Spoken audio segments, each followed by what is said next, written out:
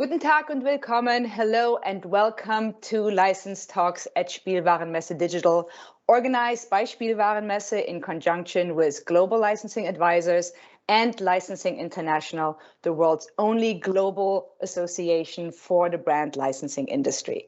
My name is Gisela Abrams, SVP of Global Partnerships here at Licensing International.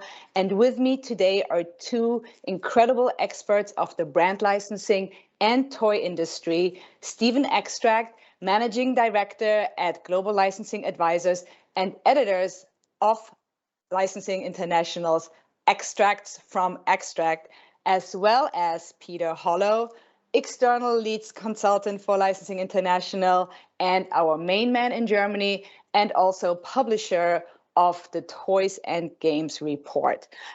We're here today to talk to you about the 10 trends that are shaping 2022. And without further ado, I want to kick it off with our first trend. And maybe, Stephen, do you want to kick us off with that? Sure. Thank you, Gisela. And it's a pleasure to be here and to be working with both you and Peter. So our first trend is revival of retro. And by the way, just for our audience sake, we do this every year. We used to do it live when Nuremberg Toy Fair was live, but unfortunately we've moved to virtual. But you know, we always try to look at the trends in the license trends for toys because we believe it's important for you all to understand these. And so it's not just for 2022, but we believe this will also continue into 2023 because that will affect your buying decisions. So first of all, let's talk about our first trend, which is revival of retro. You know, this trend tends to happen whenever we see a global crisis. You know, I think back to my time in this business, and I've experienced 4 major global crises going back. So I started publishing License Global Magazine in 1998. And in the early 2000s, we had the dot-com boom and bust, which really affected globally. And we saw, right after that, we saw a huge revival of retro, big. Then, of course, we had 9/11 right after that dot-com boom and bust, which again really reinforced that retro. And then 2008, the financial crisis, again, we saw an increase of retro. And then, of course, now with the pandemic, the last 2 years of the pandemic. So in times of turbulence and uncertainty, people tend to go back to what they knew as children, and they want their children to experience that. And that's why retro has done so well. We're seeing a huge trend right now, looking back at the 90s, and a lot of the kids' properties that were big in the 90s have come back and are really big again. And so that I think we will continue to see that for, you know, the foreseeable future, at least through 2023. And so I think from a investment perspective, it really will do well for you as retailers or manufacturers to really look at that licensed retro trend, look at what was big, what's performing well from a retro perspective, and I would place my bets there. So I'll turn it over to Peter. Peter? Yeah, definitely. I fully agree, Stephen. I think revival of retro is one of the big mega trends we have right now. We don't only see this in toys, we see this on almost any market. And what's really important is that talking about revival of retro has a certain connotation. Retro is not having, you know, glorification of the past. Retro is something in this respect is that, as you said, people, they tend to trust things they know for a long time. And every time when things go wrong, all these brands, these toys, everything comes back again. and anything that makes him feel warm and cozy, like a warm blanket. And these kinds of brands, they really will make the game in the future. And I also agree that this is not just a short-term thing that will happen in 2022, because I think we'll see that for the next 3 to 5 years. Yes. Yes. Yes, and in addition to the consumers feeling really drawn to things that they know, it's also that it's just generally less of a appetite for risk from really all sides to put on something new. So retro kind of is something that's tried and trusted, and so in that sense, everything that you guys said, totally agree with that. Now then, if we want to move on to another trend, which is clearly also based on the last 2 years of all of us being more at home, has been the surge of streaming, right? And this really being an enormous way of content to get in front of consumers, to get in front of kids, of adults, whatever it is. It started out with the Netflixes of the world, but it goes beyond that, and it's really something that just being on the regular TV channels, it's not the only thing anymore, and possibly even more so, streaming is where it's at. Yeah. So I would say that when we look at streaming, it's a much wider kind of definition, which is, it's not streaming video on demand is somewhat narrow. So we also have to look at YouTube, which is not necessarily SVOD, right? That's free. That's because SVOD tends to be subscription based, whereas YouTube is anyone can tune in. And but I think this trend has just exploded during the pandemic, and certainly we've seen every major Hollywood entertainment company jump into this, from Disney to Peacock, which is NBC Universal, to excuse me, the tech companies.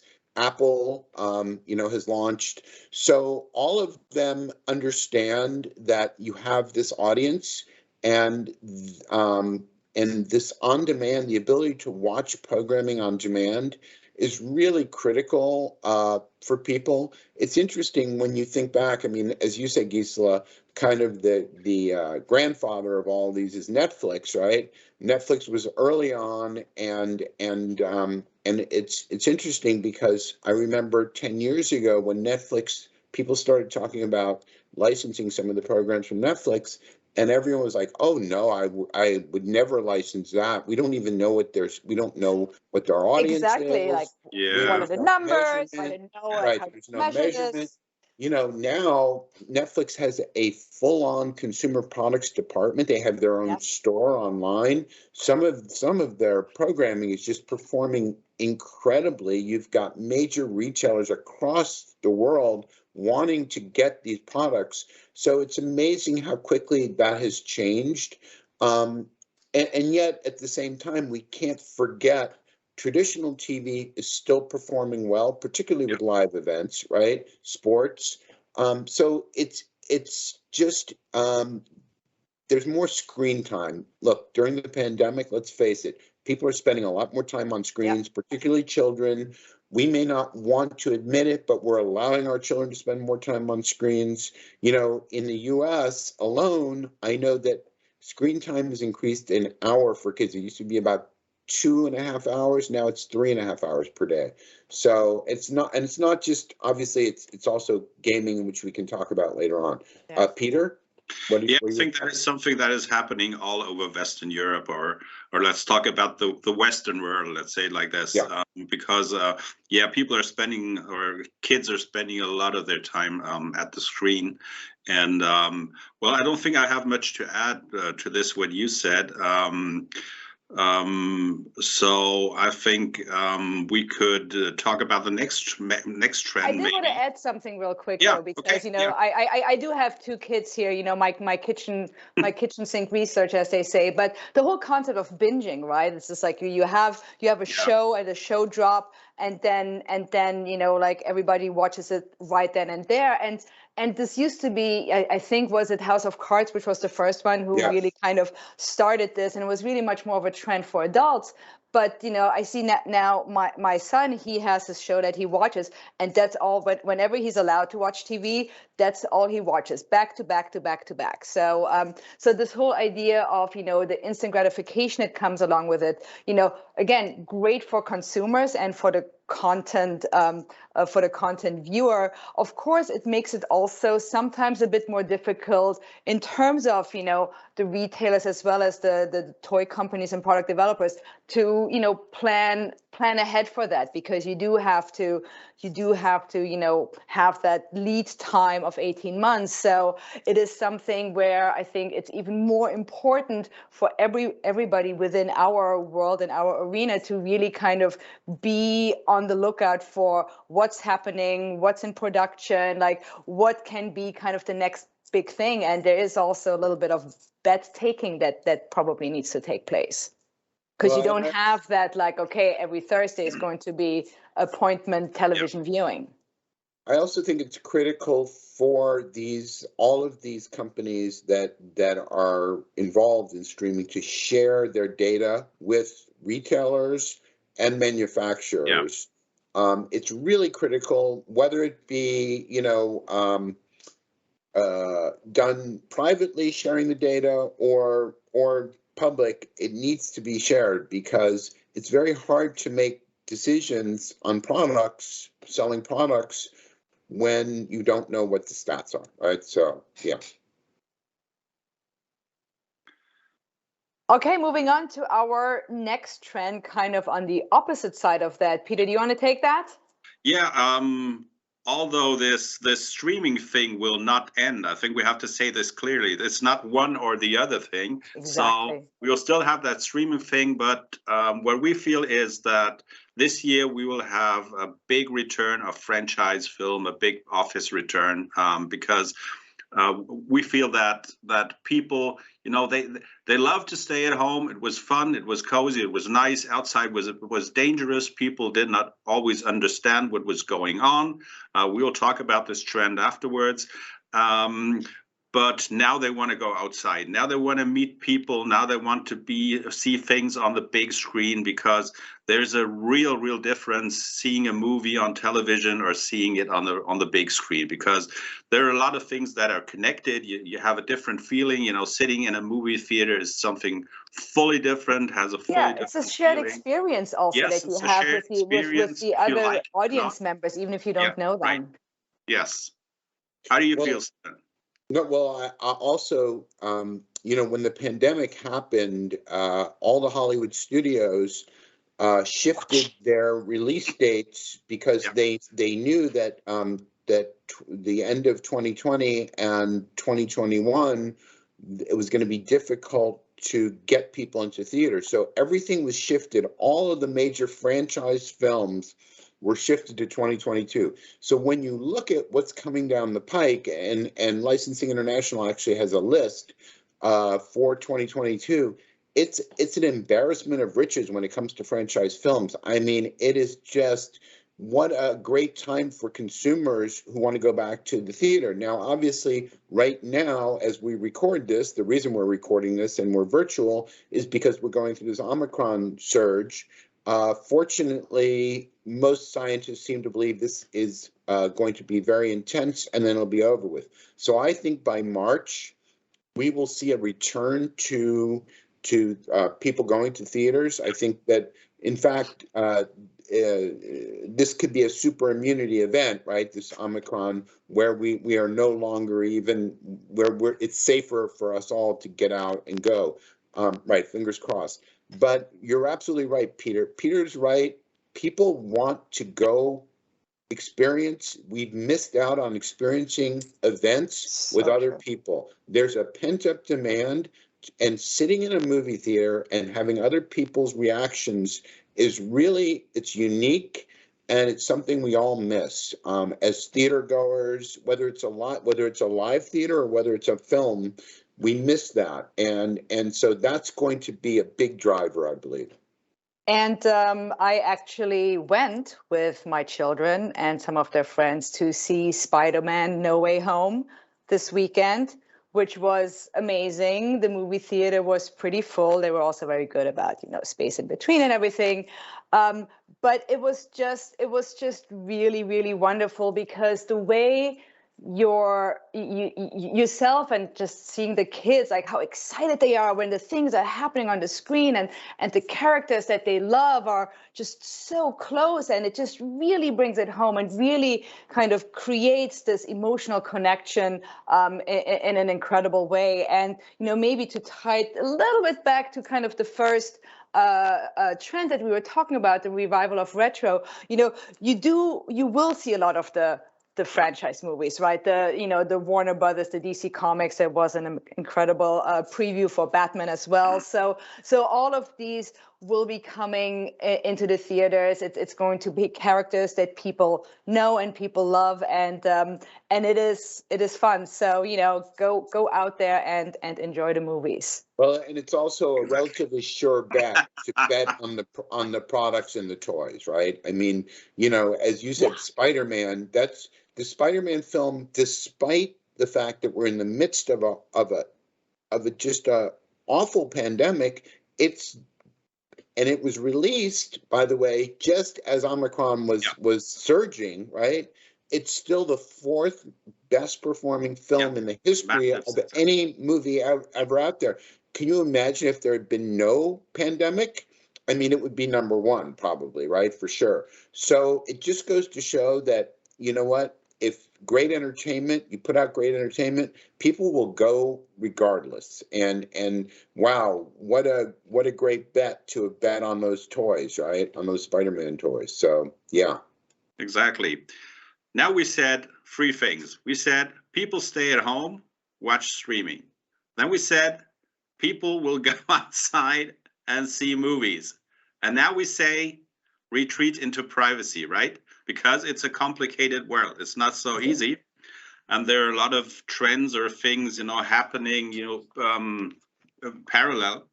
And I think retreat into privacy is something we talked about this a couple of times for different reasons, is to my opinion, the massive, big mega trend for the next years. Because as you said during the revival of retro, every time when things go wrong, then people do two things. They try to trust what they think they know, and they go back into privacy. And this is what they did.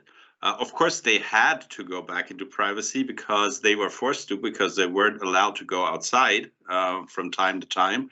But this is not the only thing what's happening. I think people are deliberately staying at home because, and we can see that. We can see that in toys, for instance. 2021 was massive for puzzles, for board games, for video games, because people stayed at home. They played with the family. They stayed in this, in this circle of people they knew, because it's the bubble, right? The bubble, yeah. They stayed in the bubble, and we do not only see this in toys. We see that in everything that is connected to this privacy thing, like cooking, gardening goods. If you want to buy a sauna in Germany right now, you have to wait something for a year, else you won't get anything. So people are just staying at home, and I think this will stay, even if hopefully the pandemic will be over mid of this year, end of this year. I think this is something that will stay with us. I think there's a paradox that happened during the pandemic, a very interesting paradox, which is, on the one hand, it was horrible. Many people got sick. Unfortunately, a lot of people passed away. And yet the paradox is that it brought families closer together, right? Because let's face it, we have for the last 60 years been nuclear families. You know, the parents have had to, in a lot of societies, particularly in the United States, Yes. parents have had to go follow jobs, leave their homes. There's no grandparents, there's no extended family. And with mom and dad working, the kids end up being latchkey and raising themselves, right? Now, with the pandemic and parents being home and kids being home together, it brought a closeness, and I think because of that, we've seen in product categories like puzzles and board games and other areas, we've seen a massive increase, even in books, even in Yes. reading, in obviously video gaming, which we'll talk about. But that paradox is really interesting, and I think history will look back on it as a time when families came back together. It'll be interesting to see, because I do think that this work from home will continue for the most part. I think a lot of people have realized, and a lot of companies have realized, that it saves productivity is the same or even bigger. Exactly. Yes. Exactly. So technology's actually been our friend in this way, right? And It has. and so that retreat into privacy, I think you're right, Peter. We'll continue to see it. Absolutely. Yeah. It also shows about the importance of play, right? And especially, you know, as a way to connect with each other and to disconnect from kind of other things. It's really important. And well, I have nothing more to add to this. But let's go on to the next point, because, you know, as we had said, and also with the retreat into privacy, yes, there's puzzles and video and board games, but there's of course also video games, and that kind of goes with this whole red thread that we see throughout this conversation here, that the kind of the rise of screen time and video games are of course a big component in that. Now, I think one of the things that we see here, and what we think is really interesting, is that video games are not just kind of used in that immediate level of kids playing video games, but really extending beyond that and becoming kind of the content of other platforms, whether it's movies or TV series. So really video games as source material that extends those video games, those brands, even further. And I think, you know, there's certainly some examples that are coming down the pike.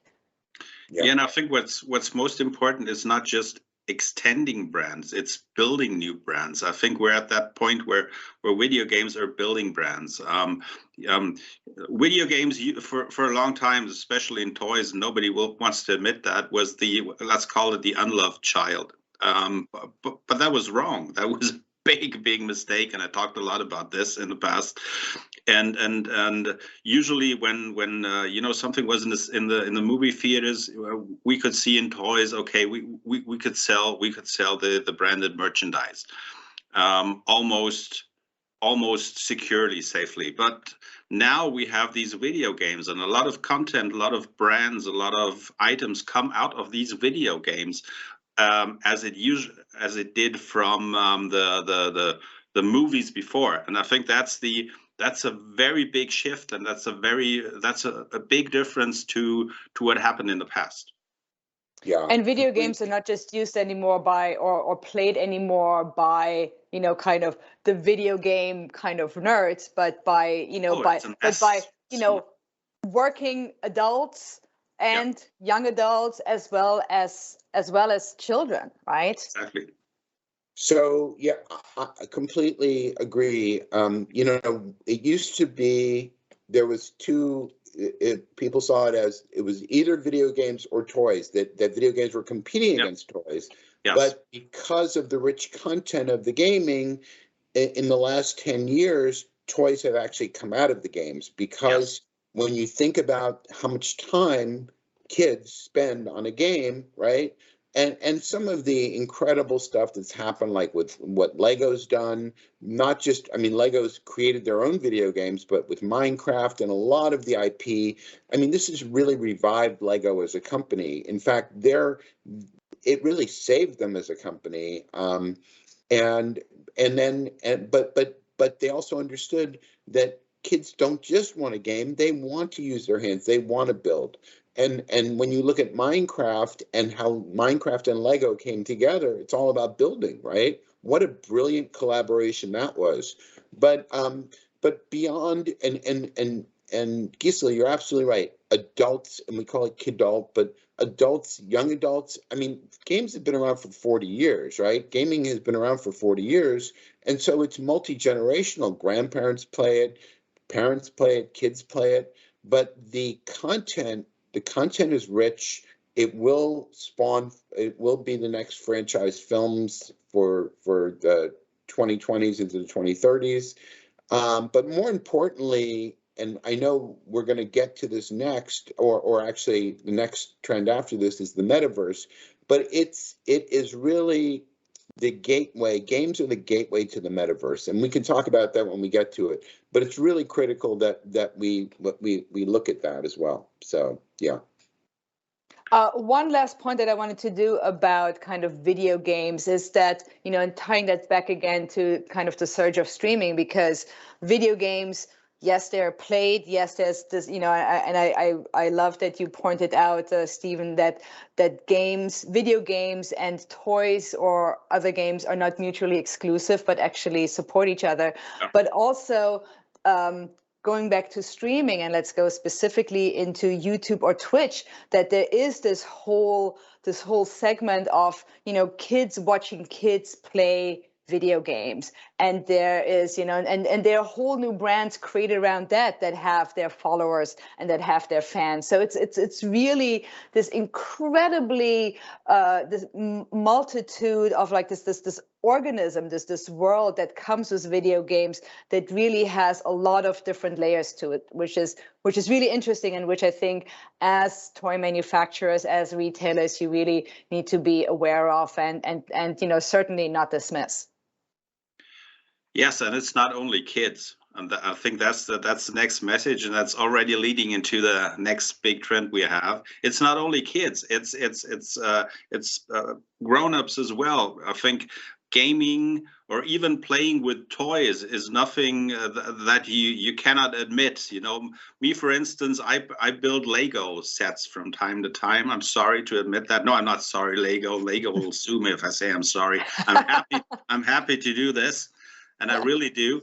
And I admit, and that was something that you couldn't have done some years ago. If you said you're 58 years old and you play with Lego, people would have watched you with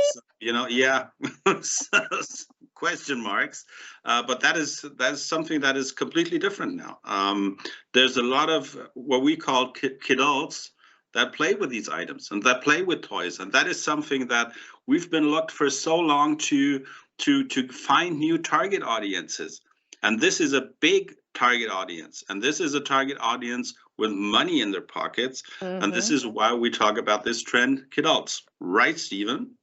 Yeah, absolutely. I want to say it probably started, it's always been there, like you said, Peter, just people didn't talk about it. But the whole idea of nerd culture really started about 20 years ago when Comic-Con, which is that annual event that takes place in San Diego, California, really started to become a popular culture icon, and all the media, the news media would go down to Comic-Con to see what was going on and what was coming out of Comic-Con, because it was really about mainstream and culture, and it was fashion, and it was film, and it was everything was coming out of that.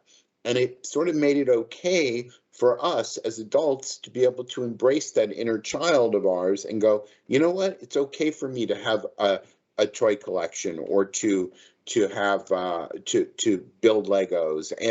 And by the way, why not? I mean, we all are spending so much time working on screens that we need to use our hands. We need the tactile feel touch and feel. Yep. And so it's actually psychologically very healthy. It's a very healthy trend, and it's going to continue beyond. I mean, I think we'll just continue to see it get stronger and stronger and stronger.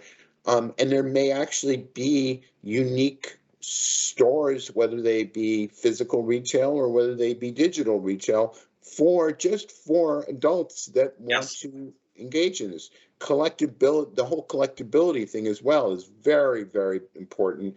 And we'll get to that in our next discussion about NFTs, because that's about digital collectibility, but physical collectibility as well, right? And it also translates into, it translates into trading cards and everything else. So absolutely huge trend that needs to be addressed. And I love, Peter, how you pointed out that this is, like as people are looking to grow their businesses, because we all are looking always to grow our businesses. This is a target audience that, that has a lot of room to grow. Again, to Lego has done amazing to create products just for adults, and whether it is their art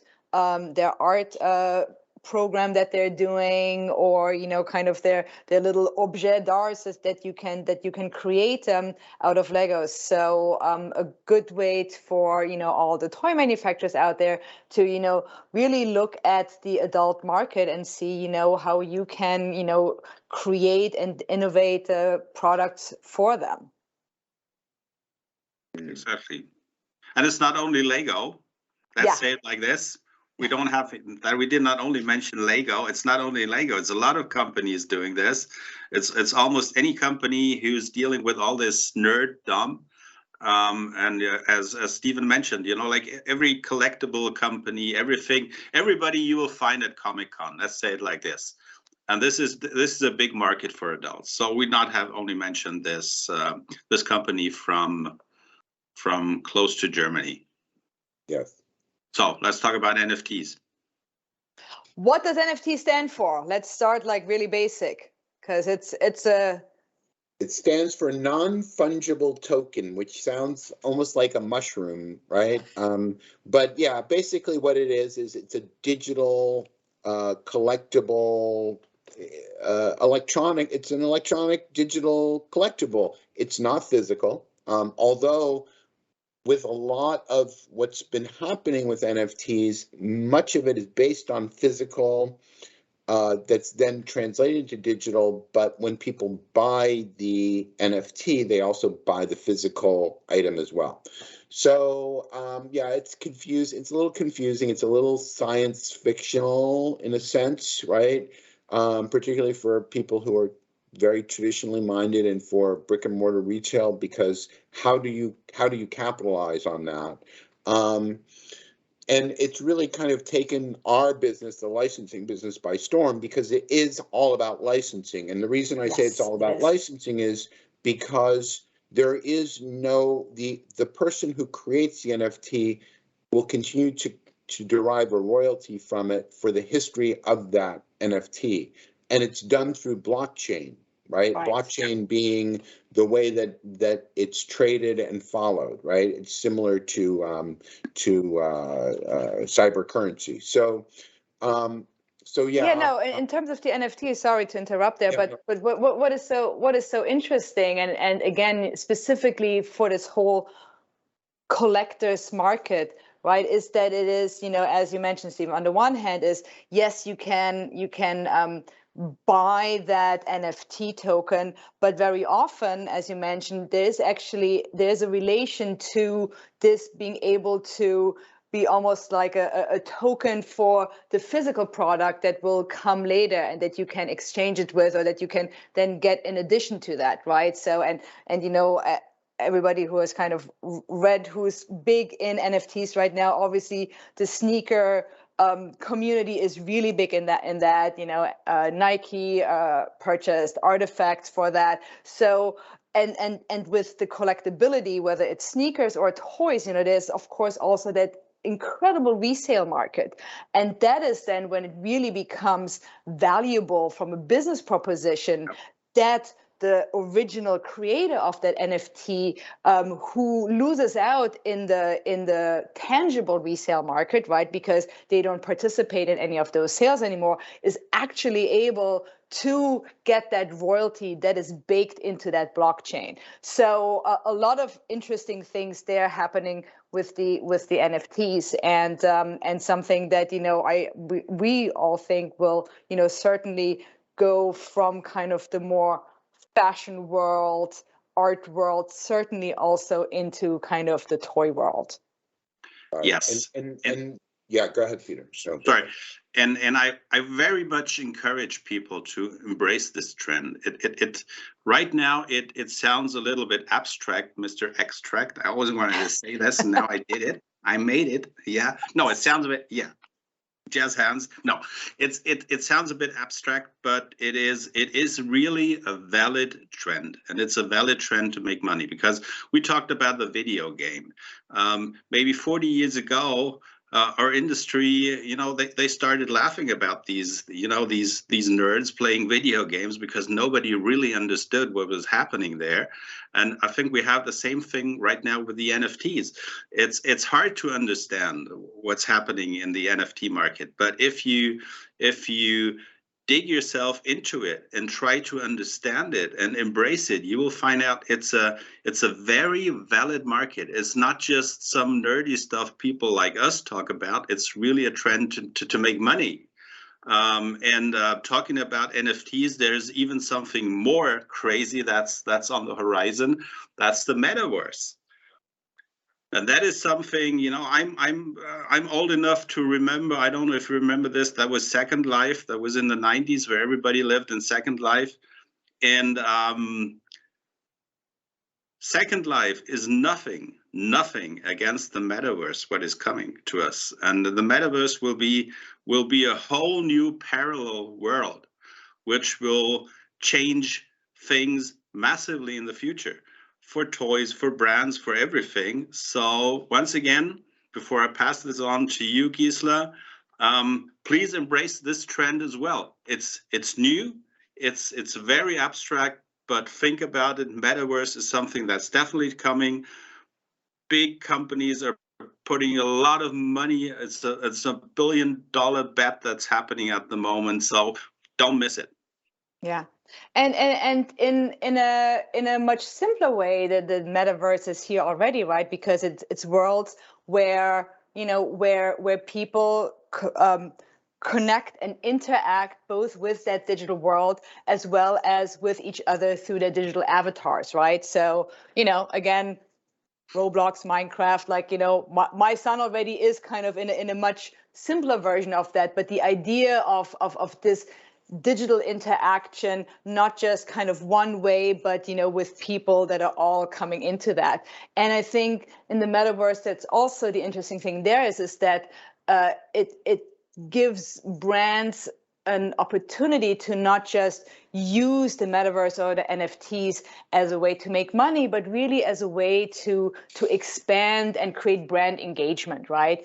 And again, to kind of and in a way, the fashion world is probably a bit further ahead in embracing these technologies. But you look at I think Roblox and the partnerships that they have with Balmain and some of the other big fashion houses, where you really kind of create these special worlds within the worlds, where you can outfit your avatars with certain brands and so forth. So it's really something interesting to look into and to be aware of, and as Peter said, to really embrace. Yeah, I would just to simplify it a little bit, because it is a bit science fictional. It's really the coming together of the virtual and the physical worlds, right? So and the gateway for that really is gaming. Currently, it's gaming. So it's Roblox, it's Minecraft, it's those games that have massive multiplayer, but are interactive, and the players are communicating with one another and creating their own avatars, creating communities within, building things within. What will change as technology as tech, and by the way, the pandemic has really sped this up, right? Because we've been forced to be on screens and inside, so it's sped up the whole metaverse even quicker. But technology will drive this even further. We're about to, 5G is growing very quickly. It makes speeds much faster. It requires very fast speeds. And part of this is the virtual reality and the goggles and Facebook, which has changed its name to Meta, by the way, because they're placing their entire bet on the metaverse. So it'll be they're hoping for a social network in the metaverse, right? But it's going to be through goggles and through using that AR technology. Microsoft just purchased Activision Blizzard for $68 billion. By the way, when Warner Brothers, which was sold earlier this year, Warner Media sold for $43 billion. So Activision sold significantly for significantly more money. Microsoft, because of their already strong position with they own Minecraft, they own Xbox. They're really looking to get into this in a big way. So all the big major technology companies are placing big bets here. And so, as you said, and then as a toy retailer, I'm thinking to myself, and I'm not a toy retailer, but if I was a toy retailer, I'd be thinking, well, where's my, what do I get out of this? People will be buying and selling, and brands will be placing their brands in this. So it'll be a phenomenal way for brands to promote themselves. And again, it's not just digital, it will translate into physical. So yeah, definitely look at that. Let's talk about sustainability. Critical. Critical. I would say that when you look at where we're at right now, I mean, if the pandemic hasn't brought home the fact that this earth that we live on is fragile, then I don't know what else would. We've known for, I don't know, 60, 70 years that we needed to take better care of our environment. And we've given a lot of lip service, and there's been a lot of progress. Certainly there's been progress made, but not quick enough. The scientists are telling us that global warming is going to be, an end of Earth event, or an end of human event, if we don't do something.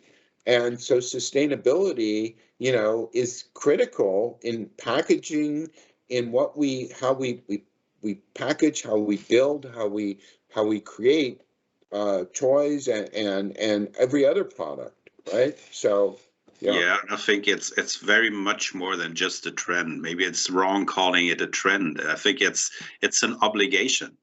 There's no way out. I think everybody who thinks this is a trend and this will go away sometimes. No, it will not go away. Maybe the sensitivity will go away, and maybe having this, on the front pages will go away, because, things come and go. But sustainability is nothing. It's not just a trend. It's an obligation, and as humans, we just have to do it. We have to take care of our planet.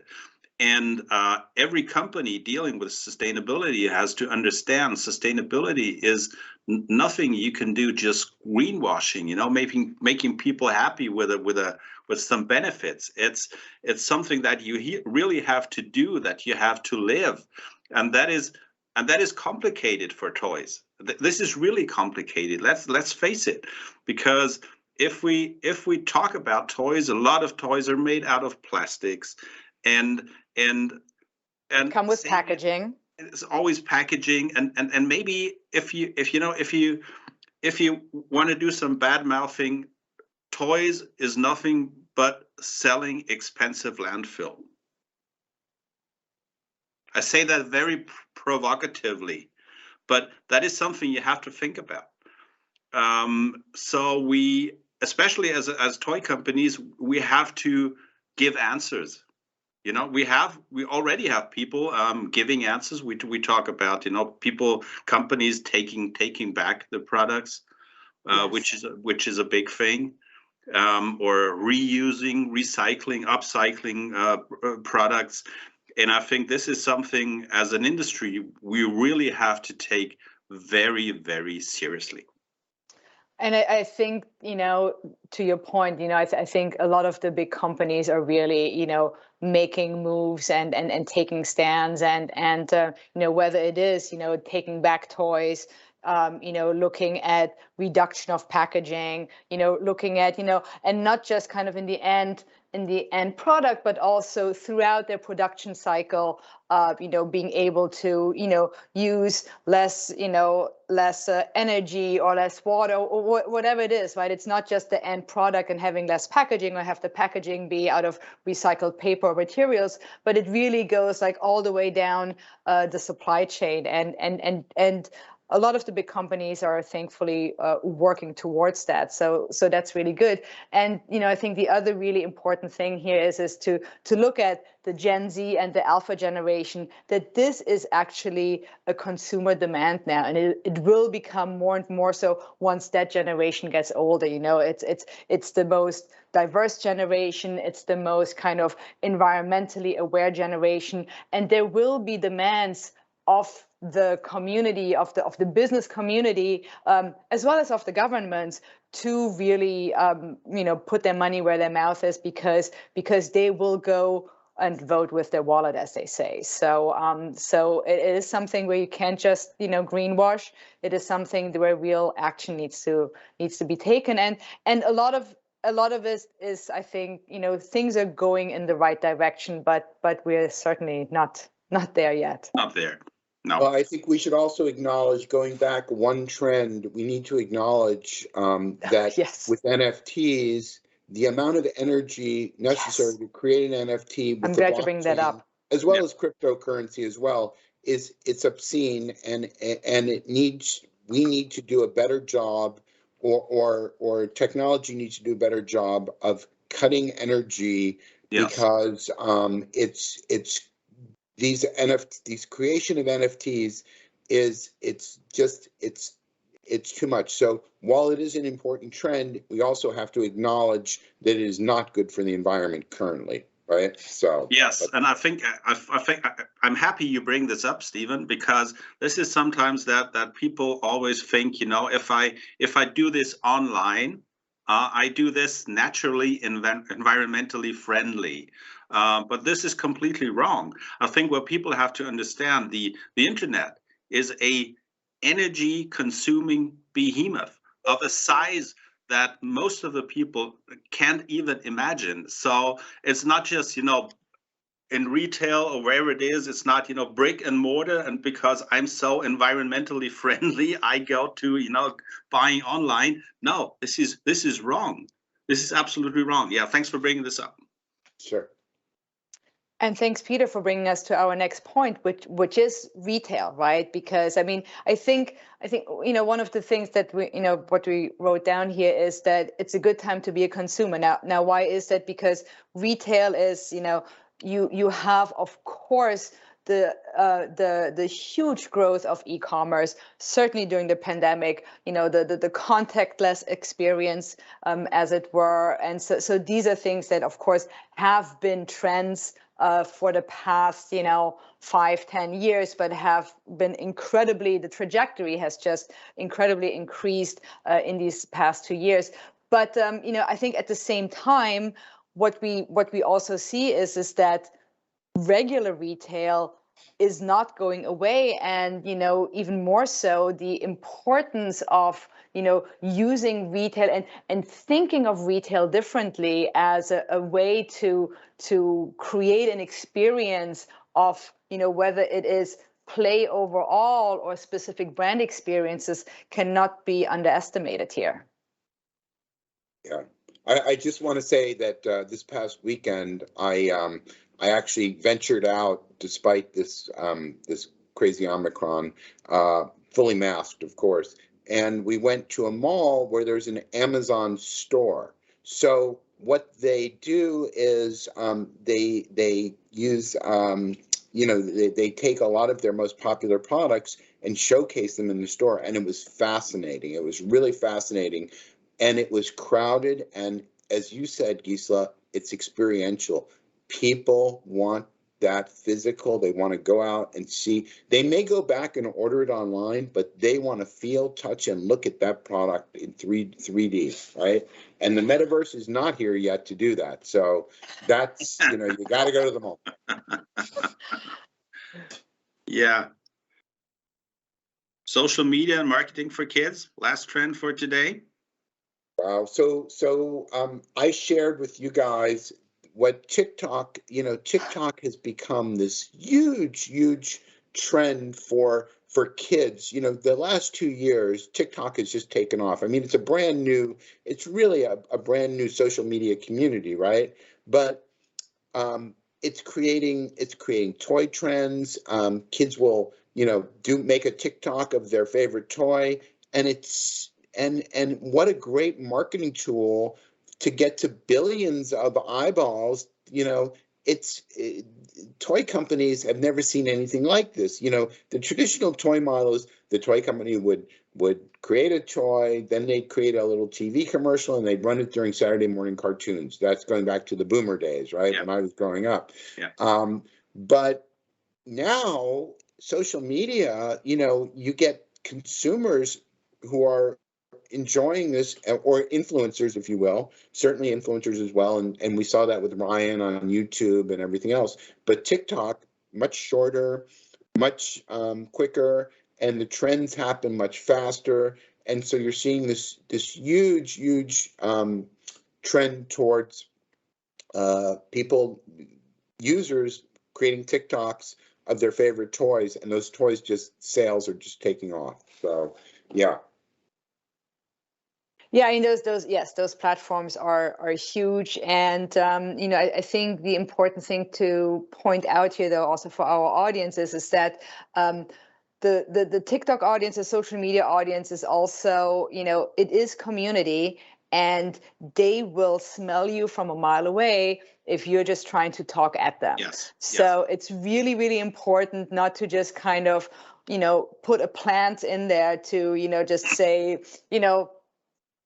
isn't this cool? It needs to be from the community. It needs to be respectful to them. Yes, they are kids, but it's like kids talking to kids. So it's really important, I think, to keep that in mind. Yes, and I think what's important to keep in mind is it's not just some kids talking to some kids. It's millions of kids talking to millions of kids. This means, as you said, and as you pointed out, if you do something wrong, we always talk about things that work, but sometimes we make mistakes. I make mistakes sometimes from time to time as well. Not many, but yeah, I do.